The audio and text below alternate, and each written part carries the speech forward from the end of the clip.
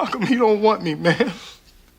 Welcome to MsMojo, and today we're counting down our picks for the times our favourite 90s TV shows shattered our hearts into a million pieces with their most tear-jerking moments. Nobody's gonna leave you. That's right, little guy. We'll all stay together.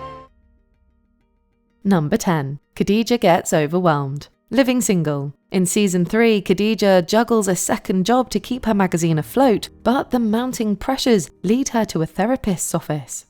So everything's cool. Man, cool. Well, except that this big magazine is coming out today and they trying to run me out of business. And my ex-fiance is, well, he's seeing somebody else. But I can handle that. We're unsure if she's convincing herself or her shrink, but ultimately the truth emerges. Even though it's played for laughs, it really hits home for anyone who can relate to how Khadijah feels. I have my problems under control. Okay? I mean, what do I have to be depressed about? I'm not depressed. I'm happy. I'm the happiest person I know. Back in the 90s, mental health wasn't something people talked about much, yet this scene was inspired by producer Yvette Lee Bowser's own experiences. For a lot of viewers, this might have been the first time they saw someone relatable on TV, showing it's totally okay to feel your feelings and that there's help out there. Somewhere along the way, you stopped taking care of yourself. Well, I guess it would be kind of interesting to talk to you about that from time to time. Number 9. Dr. Mark Green fails to save a new mum. ER. Seeing your baby for the first time and taking them home is a joyous milestone for many parents. Just take a quick listen here. I love that sound. It's great. It's great. But this story's ending is heartbreakingly different. A pregnant woman comes into the hospital and Dr. Green mistakenly diagnoses her symptoms, missing the huge risk of eclampsia. And I diagnosed UTI, sent her out, and she seized in the parking lot. Oops. Yeah, I thought the protein in her urine was due to cystitis, and I blew off one borderline BP. I'd feel better if I saw her through. When he finally realizes how serious it is, he's determined to do everything he can to save mother and baby. Unfortunately, things go wrong during the delivery, and despite their best efforts, they can't pull through. She was right. It was my screw-up. You were great in there, Mark. I Yeah. couldn't have done that. It was my fault, you know? It was my fault that she went sour. She's my patient. No one is going to blame you. Nah, they don't have to. Dr. Green, she's crashing. Dr. Green is left feeling haunted by what he believes were his mistakes. Another devastating moment comes when the new father learns he'll be leaving the hospital with his baby, but without his wife. Number 8. Sarah finds out. Twin Peaks. This short-lived series is a surreal mystery drama exploring a small town's dark secrets after the murder of a popular teen, Laura Palmer. Maybe she went out with Leland. He had an early meeting. Oh, I'm sure that's it. Either that or she's with Bobby. Sure. I'll call up to the hotel. Thanks. From the first episode, Laura's mother, Sarah, grows increasingly anxious as she realizes her daughter's missing. While talking to her husband, a sheriff approaches, and it doesn't take her long to piece together what's coming. Oh my God. Oh my God. Oh my God. Laura. No. Laura. Oh, Leland, please. What is it? Her desperate cries down the phone are haunting, but when her husband, Leland, drops the phone, she takes it as confirmation that her worst fears have come true. The anguish in her voice is chilling. Sarah's pain digs its way deep into our souls and yanks until we're bawling too.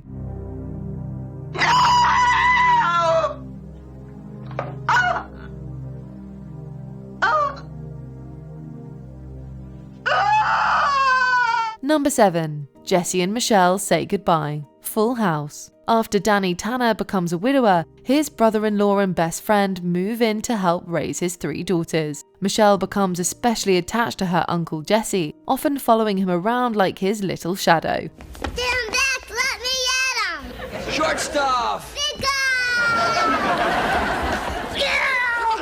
So when she learns he's moving out after getting married, it's a hard blow. The heartbreak deepens when Michelle mistakenly believes they're all moving together. Jesse tries to explain to her why he has to leave, even coaxing a small smile from her. Are you still going to sing me the teddy bear song? No, not every night, but your daddy and Joey, they'll sing the song for you, and they sing... I'll tape it for you. I'm going to miss you. But if you weren't already crying, you definitely were when Michelle gives Jesse her toy pig as a goodbye gift. This is a goodbye present. Michelle, it's your pig. Are you sure? Yes, I'm sure. Honestly, one look at her sad little face and we would have called the whole arrangement off there and then. Number 6. Sophia grieves her son, the Golden Girls. We never saw Sophia's son, Phil, but he was often the target of one of the show's more insensitive gags. She's in shock. The whole family's in shock. I mean, a man goes out to buy himself an evening gown. You don't expect anything unusual, do you? In season 6, we learn that Phil passed away, and Sophia channels her grief into her resentment towards his wife, Angela. It's Dorothy who delivers a heartfelt eulogy at the funeral while Sophia listens in silence. Family members shouldn't allow themselves to grow apart. Because when this day comes, they can no longer tell each other how they care. Later, tensions rise between Sophia and Angela until Sophia's grief finally spills over. With a little nudge from Rose, she begins to confront the emotions she's been holding back. Sophia breaks down, releasing her anger and judgment, and finally allows herself to mourn the loss of her son. I did love him. He was my son, my little boy. But every time I saw him, I always wondered what I did, what I said. When was the day that I did whatever I did to make him the way he was? Who knew one of Rose's stories could trigger such a powerful, heart-wrenching moment? My baby is gone. Oh, Sophia. Number 5. Scully's diagnosis. The X-Files. In season 4, Dana Scully is diagnosed with a brain tumor and initially keeps it a secret, telling only Mulder. A growth? A tumor. You're the only one I've called. While she tries to detach emotionally, keeping it matter of fact, Mulder's reaction to the news is painfully relatable to anyone who's been in a similar situation. I don't accept that. There must be some people who have received treatment for this. We can... Yes, there are. Series creator Chris Carter revealed that there was much to debate about this storyline, with some writers calling it a cheap TV thing. However, Carter saw it as a chance to explore belief, from science to religion to the supernatural. As a skeptic, Scully had always relied on logic, so her diagnosis forced her to face her mortality in a way she never expected. However, it also deepened her emotional connection with Mulder. If you won't listen to me, then I think you should go talk to her. About what? What it feels like to be dying of cancer? What it's like to know that there's absolutely nothing you can do about it? Number 4. Bill moves on. NewsRadio. Shortly after the season 4 finale of NewsRadio aired, cast member Phil Hartman was tragically killed. The season 5 premiere paid tribute to his memory, showing the WNYX crew grappling with the loss of their colleague. Matthew in particular struggles, leaning into an entire fantasy about where Bill really is. Except me. Secret plan. Right. See, Bill always said that someday, when the time was right, he was going to drop out of society and move up to Afghanistan and start a boat chartering company. The rest of the staff also share their reactions, highlighting that there's no one right way to grieve. Bill left personal notes for each of them in case of such an event, even giving Matthew a much-needed dose of reality. Also, be assured that this is not just a further ruse to throw everyone off the track of my secret plan. Huh. I'm sorry, Matthew. While the circumstances of Bill's death were altered from Hartman's, the cast's raw emotion makes us feel as though we're grieving alongside them. I'm just taking it home for safekeeping, in case Bill comes back and needs it. Number 3. Harriet confronts her estranged father. Family matters. A man named Jimmy Holmes shows up at the Winslow's home claiming to be a long-lost family friend, but it's soon revealed he's Harriet and Rachel's estranged father, Jimmy Baines. It's Jimmy Baines. Baines? I'm your father. Their mother had told them he died in Korea instead of admitting he'd walked out on them. Of course, the truth eventually comes out. For Harriet, the pain of his abandonment runs deep, and forgiving him feels nearly impossible. But the thing that bothers me the most is, how could the man just leave like that and never give us another thought? I thought about you. While Jimmy tries to mend things with both daughters, Harriet can't shake the feeling that it's too late for him to be part of her life. Rachel urges her to find peace so she won't live with regret if the daughter reconciliation ever closes for good. But the bottom line is, you weren't there when we needed you. I'm here now. And I want to be a part of your lives. Number 2. Will's father leaves again. The Fresh Prince of Bel-Air. Fresh Prince was never afraid to get serious, tackling issues like race, gun control, and substance use. Is there somebody real close to me that I love a whole lot? Could be dead right now, and it would be all my fault. I'm sorry, man. I'm sorry. However, the episode that leaves us in pieces is when Will's father returns, only to abandon him again. Will is not a coat that you hang in the closet, then pick it up when you're ready to wear it.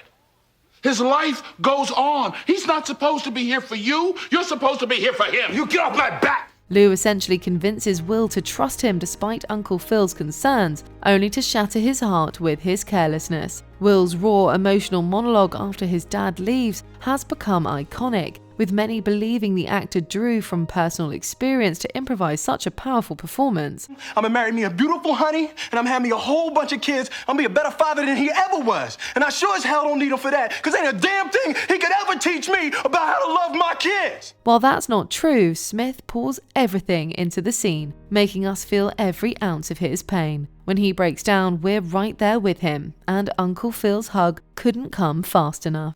How come he don't want me, man? Before we unveil our top pick, here are a few honourable mentions. Jesse's breakdown, Saved by the Bell. The pressures of being a high achiever just get too much. I'm so excited! I'm so scared! Ross and Rachel break up. Friends. We had no idea a TV breakup could hit us this hard. I can't. You're a totally different person to me now. I used to think of you as somebody that would never, ever hurt me. Ever. Lindsay learns about Kim's family life, freaks and geeks. Lindsay sees why Kim had to build up such a tough exterior. You are a lying brat. Knew it. I told you. I'm not lying. You guys just can't believe that I can make a friend who's rich and smart. Oh, she's not smart. No, she is. She's really smart. I swear to God, she's smart. She's a bum, like all your other friends. Tony dies. Beverly Hills 90210. A case of vengeance and mistaken identity leads to devastation. What happened? I don't know. I was just coming down the street. I think it was a carjacking. No, God! Brandon! Oh, baby! Oh, my God! Mr. Feeney's farewell. Boy Meets World. He waits until his students are out of earshot before revealing his true feelings. I love you all.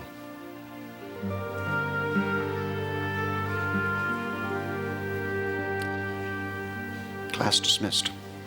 Before we continue, be sure to subscribe to our channel and ring the bell to get notified about our latest videos. You have the option to be notified for occasional videos or all of them. If you're on your phone, make sure you go into your settings and switch on notifications. Number 1.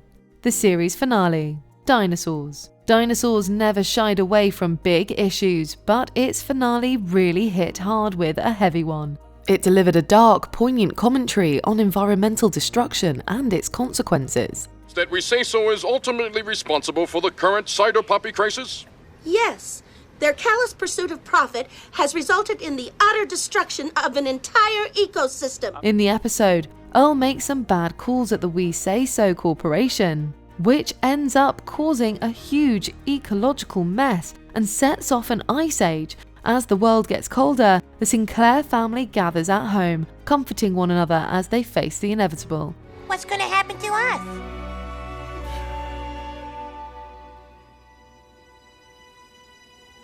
Well, I don't exactly know.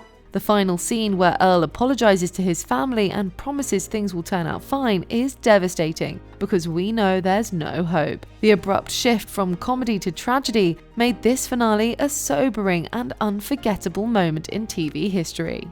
This is Howard Handupme. Good night. Goodbye. Which 90s TV moment do you only watch with a box of tissues nearby? Let us know in the comments. This can't be it.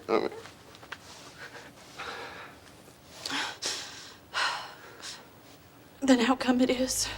Do you agree with our picks? Check out this other recent clip from MsMojo. And be sure to subscribe and ring the bell to be notified about our latest videos.